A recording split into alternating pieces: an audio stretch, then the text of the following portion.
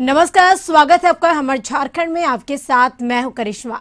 खबरों की करेंगे शुरुआत। सबसे पहले बात करेंगे लोहरदगा के कैरो थाना क्षेत्र के महुवरी 82 सड़क पर चियाताड़ के समीप पुलिस द्वारा अज्ञात युवती का जला शव बरामद किया गया है। पुलिस द्वारा आशंका जताई जा रही है कि युवती की हत्या कर साक्ष्य छिपाने के लिए शव को यहां फेंका गया है।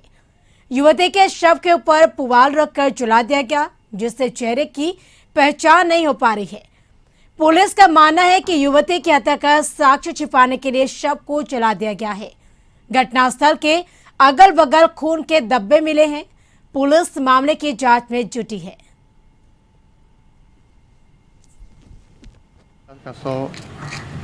महुवरी गांव के बगल में सिया टोली गांव है, पहाड़ के बगल में, वहीं पड़ा हुआ था। चौकीदार के द्वारा सूचना दिए जाने पर कैरो थाना पुलिस पदाधिकारी दल बल के साथ गए।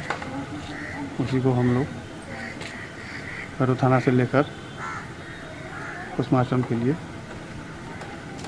लाए हैं। क्या था, किसकी लाश है ये और किस हालत में मिली थी?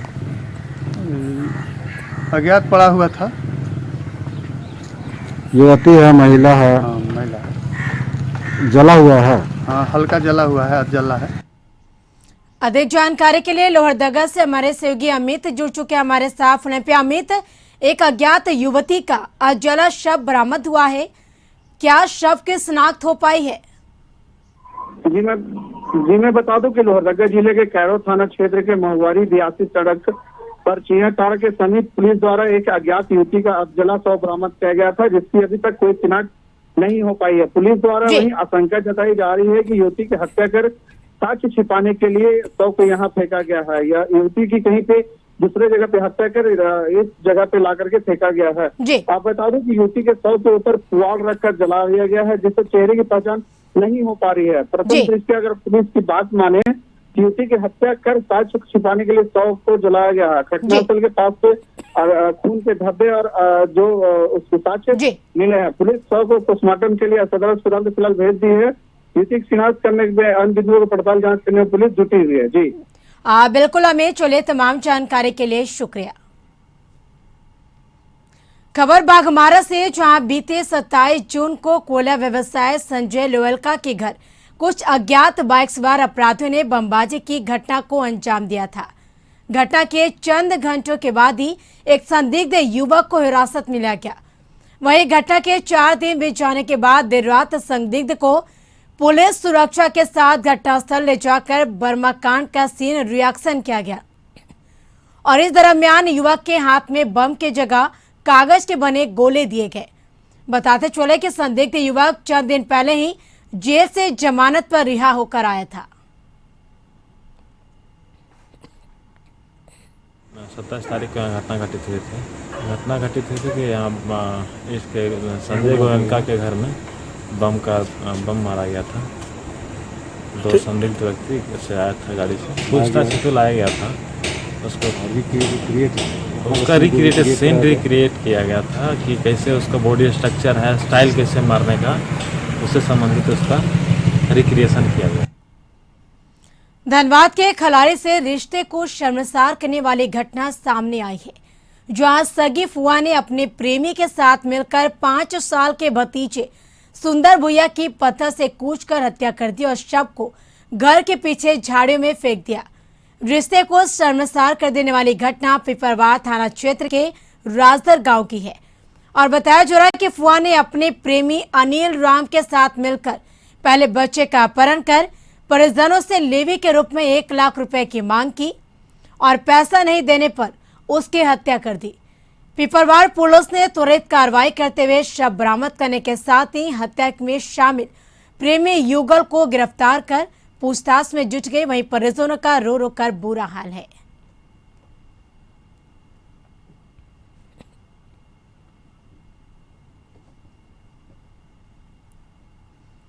तो रांची से खबर, बीजेपी कार्य समिति की बैठक बुलाई गई। बैठक में बीजेपी के राष्ट्रीय महामंत्री सीटी रवि, प्रदेश प्रभारी दिलीप सैकिया मौजूद हैं और पूर्व सीएम रघुवर दास समेत कई बड़े नेता इस बैठक में मौजूद है। वहीं बैठक में राज्य सरकार के कार्यकाल की समीक्षा की गई, पार्टी को मजबूत बनाने पर भी चर्चा की गई। इस बैठक में तो बता दें कि रांची से खबर, जहां बीजेपी कार्य समिति की बैठक बुलाई गई है और इस बैठक में बीजेपी के राष्ट्रीय महामंत्री सीटी रवि, प्रदेश प्रभारी दिलीप सैकिया मौजूद हैं और साथ ही पूर्व सीएम रघुवर दास समेत कई बड़े नेता इस बैठक में मौजूद। और बैठक में राज्य सरकार के कार्यकाल की समीक्षा होगी और पार्टी को मजबूत बनाने पर भी चर्चा की जाएगी।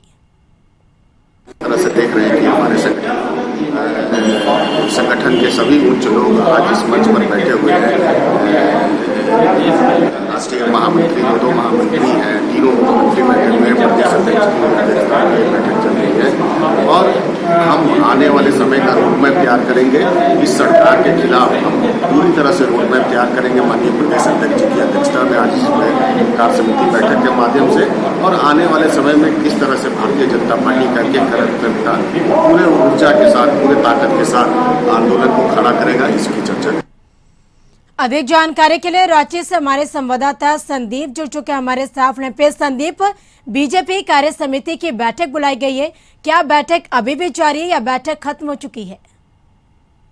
जी, कार्यकारिणी की जो बैठक है वह अभी भी जारी है और सुबह से ही बैठक शुरू हुई है या दिन भर चलेगी, जिसमें राष्ट्रीय महामंत्री के अलावे जो प्रदेश प्रभारी हैं दिलीप सैकिया, वे भी शामिल हुए हैं। और खास बात यह है कि बीजेपी से जो पूर्व में 3 बार राज्य के मुख्यमंत्री रहे हैं, उसमें रघुवर दास जो केंद्रीय मंत्री फिलहाल अर्जुन मुंडा हैं वे हैं, और बाबूलाल मरांडी जो राज्य के प्रथम मुख्यमंत्री थे। इसके अलावे 2 राष्ट्रीय उपाध्यक्ष भी इस कार्यकारिणी की बैठक में शामिल हुए हैं और यह बैठक खासे महत्व रखता है बीजेपी के लिए, क्योंकि यह कार्य समिति हर एक 3 महीनों में इस बैठक का आयोजन होता है और कहीं ना कहीं पूरे राज्य की जो समस्या है या फिर जो गतिविधियां बीजेपी की पार्टी की ओर से चल रही है उन सभी पर चर्चा होती है, ताकि जो पार्टी को और कैसे मजबूती प्रदान की जाए पूरे राज्य में। क्योंकि यदि यहाँ पे देखा जाए राज्य में तो अभी जेएमएम और कांग्रेस और आरजेडी की सरकार चल रही है और विगत 1.5 सालों में इन सरकारों ने क्या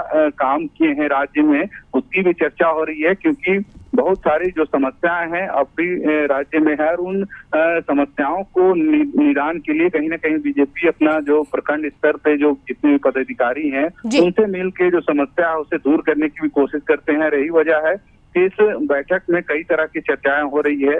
इस सरकार के 1.5 साल के कार्यकाल पर भी चर्चा हो रही है, ताकि जो समस्या है उन सभी चीजों को रेज करके वो जनता तक पहुंच सके। दूसरी ओर इस कोरोना काल में जो बीजेपी के सदस्यों के द्वारा पूरे राज्य भर में काम किए जा रहे हैं उसकी भी समीक्षा हो रही है। और तो कहीं ना कहीं यह बैठक पूरे बीजेपी संगठन के लिए मायने रखता है, कार्य समिति की बैठक, और यही वजह है कि इसमें राष्ट्रीय स्तर के भी जो पदाधिकारी हैं वे भी शामिल हुए हैं। जी बिल्कुल संदीप, चलिए पल पल के अपडेट हम आपसे लेंगे। फिलहाल तमाम जानकारी के लिए शुक्रिया।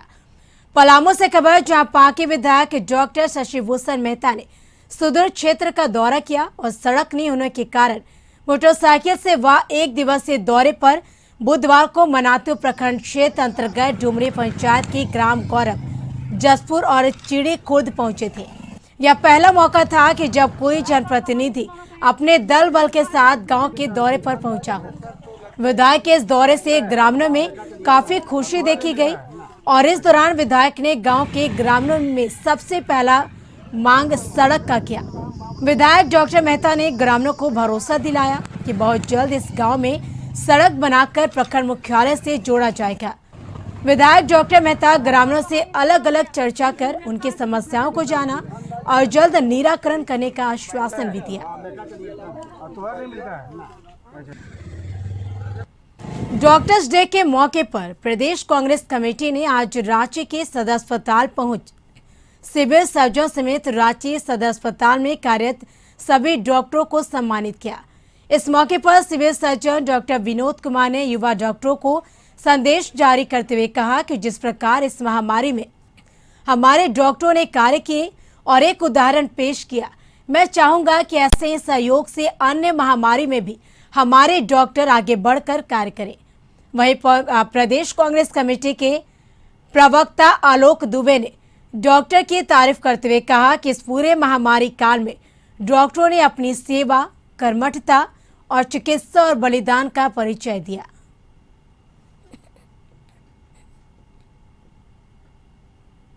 भारत रत्न डॉक्टर विधान चंद्र रॉय की जयंती और पुण्यतिथि के उपलक्ष्य में हर साल आज ही के दिन नेशनल डॉक्टर्स डे मनाया जाता है।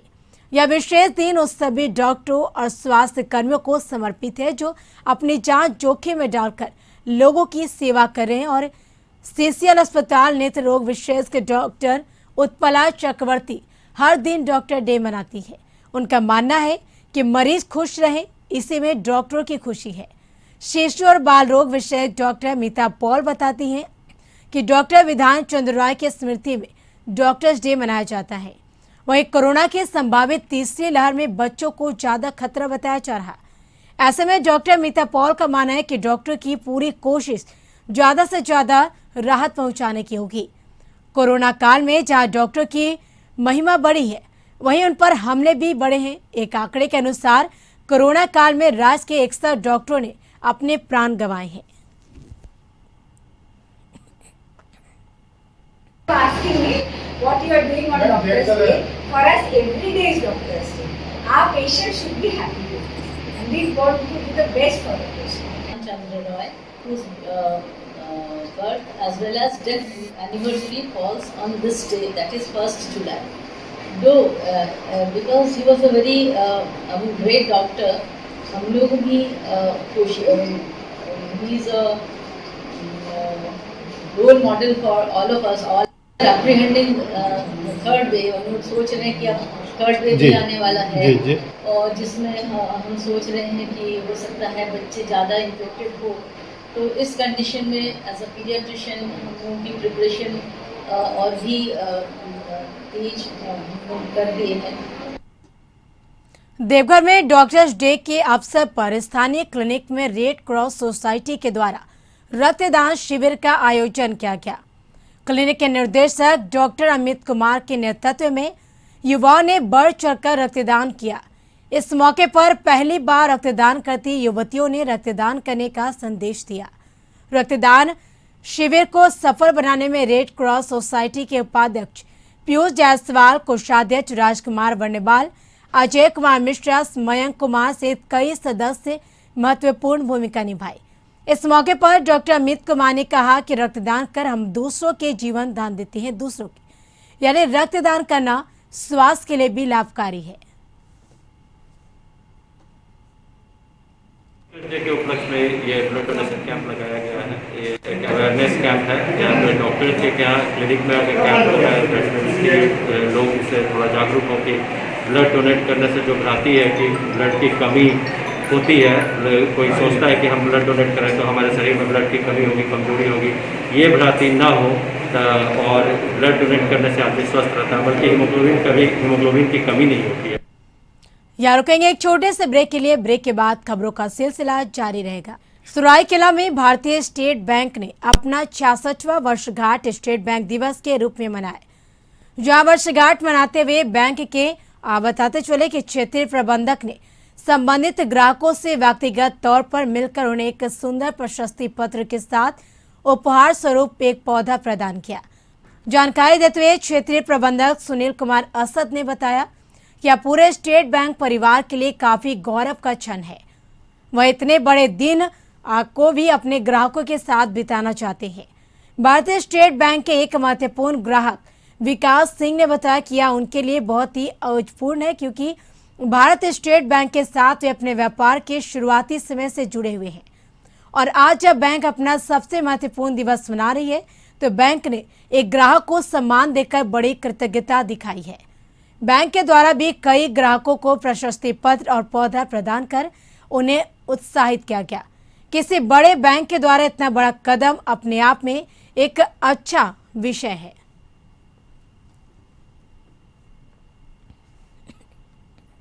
सम्मानित कर रहे हैं जिनका संबंध हमारे बैंक से काफ़ी वर्षों से रहा है। वो हमारे साथ काफ़ी दिनों से जुड़े हुए हैं। हम उनको एक मेमेंटो दे रहे हैं और एक पौधारोपण भी उनके यहाँ कर रहे हैं, जिससे वातावरण भी सुगंधित और पुष्पित रहे। बैंक्स डे में हमारा बैंक्स तरक्की करे, ये भी उन लोगों की कामना है और हमारी भी कामना है। स्टेट बैंक ऑफ इंडिया का 66वां वर्षगांठ के अवसर पे मुझे विशेष रूप से सम्मानित किया गया है, जिसके लिए मैं स्टेट बैंक ऑफ इंडिया का बहुत ही शुक्रगुजार हूँ। मुझे एक अच्छे कस्टमर के रूप में मान्यता के तौर पे मुझे ये सर्टिफिकेशन दिया गया है और मैं स्टेट बैंक ऑफ इंडिया का भी बहुत बहुत धन्यवाद करता हूँ कि स्टेट बैंक ऑफ इंडिया ने हमारे ऑर्गेनाइजेशन को बहुत सपोर्ट किया है। दुमका के हंसडीहा थाना क्षेत्र के गरडी गांव में जमीन विवाद को लेकर 2 लोगों की हत्या कर दी गई। मरने वाले पिता कासू सोरेन 45 वर्ष और उसका पुत्र विनोद सोरेन 25 वर्ष है। सूचना मिलते ही हंसडीहा पुलिस घटनास्थल पर पहुंचकर लाश को कब्जे में लेकर पोस्टमार्टम के लिए दुमका भेज दिया गया। जबकि आरोपी गांव से फरार होकर पुलिस ने गांव से 2 लोगों को हिरासत में लेकर पूछताछ कर रही है। इस हत्याकांड में पता चला कि चाचा नारायण सोरेन और भतीजा कासू सोरेन के बीच जमीन बंटवारे की लेकर वर्षों से विवाद चल रहा था। कासू के पिता आपसी लड़ाई झगड़े से तंग आकर 25 वर्ष पूर्व गड्डी का घर छोड़कर लत बेरुआ पंचायत के अर्जुना पहाड़ी में घर बनाकर रहने लगे। पिता के मौत के बाद कासू अक्सर अपने पुश्तैनी घर आना जाना कर रहा था। उसका गड्डी में आना जाना चाचा को नागवार लगता था। कासू सोरेन ने अपने पुत्र और कुछ लोगों के साथ गड्डी गांव आया और पुराने घर की साफ सफाई कराना शुरू किया। चाचा नारायण सोरेन और उसके 3 पुत्रों ने कासू द्वारा घर में कराए जा रहे काम का विरोध किया। जमीन विवाद विवाद इतना बढ़ गया जमीन को लेकर कि नारायण सोरेन के 3 पुत्र सुनील सोरेन, संदीप सोरेन और प्रकाश सोरेन ने मिलकर अपने चचेरे भाई कासू और भतीजे विनोद को कुल्हाड़ी से मारकर हत्या कर दी और फरार हो गए। वहीं पुलिस पूरे मामले की तफ्तीश में जुटी है। मामला था, हम लोग कल आए थे, सफाई कर रहे थे, तो आज हम लोग फिर गाड़ी लेके आए, तो वो दोनों गाड़ी के साथ आए थे, गाड़ी के साथ आया तो हम लोग तो पीछे पीछे आ रहे थे। तो तब उसके बाद भी विवाद हुआ। हम लोग तो नहीं आ पहुंचे थे तब तक, हम लोग तब तक मेरा भाई और पापा को तो मार दिया गया था। जब हम पहुंचे तो हम ट्रक निकल तो गए, लेकिन साहस नहीं था कि उसे लड़ने के लिए, क्योंकि वो सब 10 लोग थे और वो लोग जवान थे, बड़े तो सब थे और 2 औरत थी। हंसडीहा थाना अंतर्गत गरडी गांव में 2 पक्षों में आपसी मारपीट हुई थी, जिसमें 2 व्यक्ति की हत्या हो गई है। दोनों शवों को इंक्वेस्ट तैयार कर पोस्टमार्टम के लिए भेज दिया गया है। आगे की कार्रवाई की जाए। कोई गिरफ्तारी अभी तक? गिरफ्तारी तो नहीं है, 2 व्यक्ति को हिरासत में लेकर पूछताछ की। अधिक जानकारी के लिए दुमका से हमारे सहयोगी मृत्युंजय जुड़ चुके हैं हमारे साथ। मृत्युंजय, ये पूरा मामला क्या है? किन मामलों में 2 लोगों की हत्या कर दी गई है?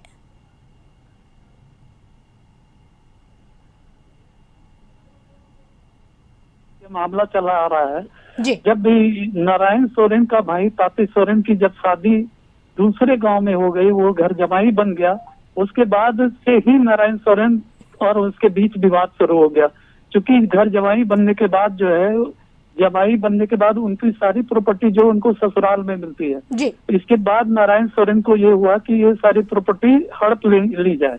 इसी को लेकर तभी 25 सालों से ये विवाद चल रहा था। लेकिन जब ताती सोरेन की मौत हो गई तो इसके बेटे लोग जो है अपना हिस्सा मांगने के लिए अपने गांव जाना शुरू किया। गरडी में उनके पुश्तैनी गांव एक बिरान पड़ा हुआ था, उस पे वो जाकर वहां पे हिस्सा मांगना शुरू किया, जिसको लेकर बार बार विवाद हो रहा था।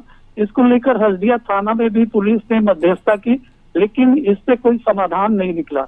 इसके बाद जो है नारायण सोरेन जो है उसने एक योजना पास करा ली ब्लॉक से घर बनाने का, और उसी विवादित जमीन पे घर बनाने के लिए उसने ईटा उटा गिराकर नींव खोदना चालू किया। जब इसकी खबर कासू सोरेन को लगी तो वो अपने पुत्र के और कुछ रिलेटिव के साथ वहां पे पहुंचे गरडी गांव, और इस बात का विरोध किया।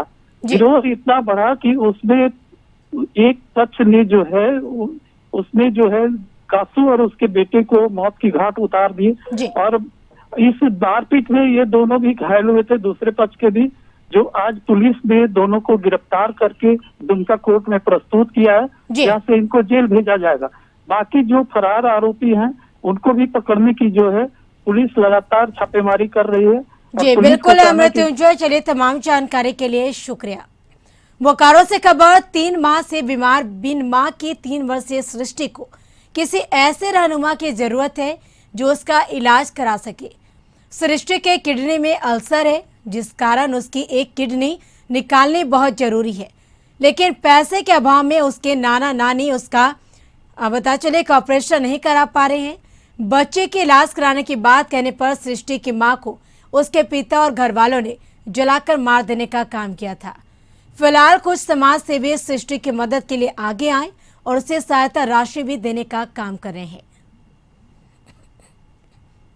पालीडी में एक परिवार है जिसकी बच्ची कैंसर से कई महीनों पहले से पीड़ित है, जिसका इलाज रिम्स अस्पताल में चल रहा है। हम सभी पदाधिकारियों ने मामले की गंभीरता से जांच की और सच्चाई में पाया कि बच्ची कैंसर से पीड़ित है और पीड़ित परिवार जो है वो काफ़ी ही गरीब है। बेरमो थाना की पुलिस ने यौन शोषण और धोखाधड़ी के मामले में फरार चले आरोपी उमेश कुमार चौहान को छत्तीसगढ़ से गिरफ्तार कर बेरमो लाई और न्यायिक हिरासत में जेल भेज दिया। बेरमो बता दें कि आरोपी उमेश बेरमो थाना के जवाहरनगर का रहने वाला है और उसके खिलाफ बेरमो थाने में धारा 420, 376 और 406 के तहत मामला दर्ज था। से संबंधित है और धोखाधड़ी से भी संबंधित है। और इसमें जो है सो राजकुमारी देवी, वादी राजकुमारी देवी सुभाष नगर की रहने वाली ने अभियुक्त उमेश कुमार चौहान के ऊपर आरोप लगाया था, जिस पर जो बेरमो थाना कांड संख्या 3620 दिनांक 22/2/2020 धारा 376, 406, 420 दर्ज किया गया और उसी के संबंध में उमेश कुमार चौहान की गिरफ्तारी। अभी उमेश कुमार चौहान कई दिनों से फरार चल रहा था, जिसमें सो एसपी साहब के निर्देश और आदेश पे और एसडीपी साहब के निर्देश पे टीम गठित करके छत्तीसगढ़ गई और छत्तीसगढ़ से। धनबाद से खबर वैश्विक महामारी कोरोना के बढ़ते संक्रमण को रोकने के लिए झारखंड में व्यावसायिक वाहनों के परिचालन पर पिछले 1-2 महीने से रोक लगी हुई थी, जिसे झारखंड सरकार ने गुरुवार से हटा लिया है। और सरकार के इस निर्णय से वाहन चालक और वाहन मालिक और अन्य लोगों में काफी खुशी देखी जा रही है। वहीं आम जनता भी बसों का परिचालन शुरू होने से सुकून महसूस कर रही है। इस बाबत वाहन चालकों ने बताया कि आज से राज्य के भीतर व्यावसायिक और सवारी वाहनों के परिचालन की शुरुआत हो रही है। इसके लिए उन लोगों ने नारियल फोड़कर शुभारंभ किया। सर गाड़ी तो 45-46 दिन कंप्लीट लॉकडाउन रह गया, राज्य में चलने का आदेश हुआ है। रात से तो गाड़ी अभी सब सफाई हो रहा है सुचारू ढंग से लाने के लिए। अभी गिरिडीह के लिए गाड़ी लगी हुई है, गाड़ी रांची गई। तो यानी झारखंड में हर जगह जिले जाने की सुविधा मिलना शुरू हो जाएगी। कल 1-2 दिन बाद से मतलब रेगुलर गाड़ी ऑल झारखंड के लिए हो जाएगा। जमशेदपुर के भाजपा जिला कार्यालय में भाजपा प्रदेश कार्य समिति की बैठक वर्चुअल तरीके से संपन्न हुई, जिसमें जिले के सांसद समेत तमाम भाजपा के प्रदेश पदाधिकारी और जिला अध्यक्ष शामिल हुए। प्रत्येक 3 माह में भाजपा राष्ट्रीय कार्य समिति और प्रदेश कार्य समिति और जिला कार्य समिति की बैठक संपन्न होती है, जहां पार्टी स्तर पर किए जाने वाले कार्यों की समीक्षा की जाती है। और इस बार कोविड नियमों का पालन करते हुए इसे वर्चुअल तरीके से संपन्न किया गया और साथ ही आगामी दिनों में किए जाने वाले कार्यों की रूपरेखा तय की गई। 19 का पालन करते हुए संगठन सेमी वर्चुअल तरीके से प्रदेश कार्य समिति संपादित हो रही है। सभी जिला में निवास करने वाले प्रदेश के सम्मानित प्रतिनिधिगण एक स्थान पर बैठ करके हम लोग प्रदेश कार्य समिति को सुनेंगे और पार्टी के द्वारा बताए हुए टास्क को हम लोग धरातल पर ले जाने का काम करेंगे। उसी के निमित्त आज हम सभी लोग यहाँ पर इकट्ठा हुए हैं और प्रदेश कार्य समिति को सुन करके हम लाभान्वित हो रहे हैं। सिपाही हैं, अनुशासन हमारा मूल मंत्र है। कोविड-19 और कोविड-19 में मोदी जी का नारा ही है कि दवाई भी और कड़ाई भी, उसका पालन करते हुए हम लोग प्रदेश कार्य समिति संपन्न हो रही है। आने वाले दिनों में इसी प्रकार से जिला कार्य समिति संपन्न होगी, इसी प्रकार से मंडल कार्य।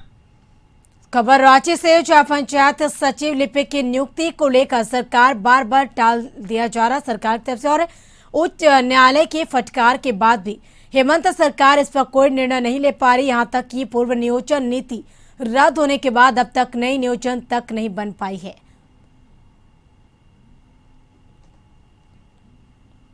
झारखंड अभिभावक संघ द्वारा पूर्व घोषित कार्यक्रम के तहत 7 गुहार के तहत आज उपायुक्त राज्य के कार्यालय के समक्ष कोविड-19 गाइडलाइन का पालन करते हुए अभिभावक संघ ने अपना मौन प्रदर्शन किया और इस अवसर पर झारखंड अभिभावक संघ के अध्यक्ष अजय राय ने कहा कि राज्य का हर तबका कोरोना की वजह से आर्थिक तंगी से गुजर रहा है। तो स्कूल में पढ़ा पाना उनके लिए मुश्किल हो गया है और ऐसे में जितने जो स्कूल हैं वो ट्यूशन फीस के अलावे मतलब सिक्योरिटी जो गार्ड है उसके तक के चार्ज ले रहे हैं, मेडिकल के चार्ज ले रहे हैं और एनुअल डेवलपमेंट इस तरह के अलग अलग मदों में कई तरह के चार्ज ले रहे हैं जिससे अभिभावक पीड़ित हैं।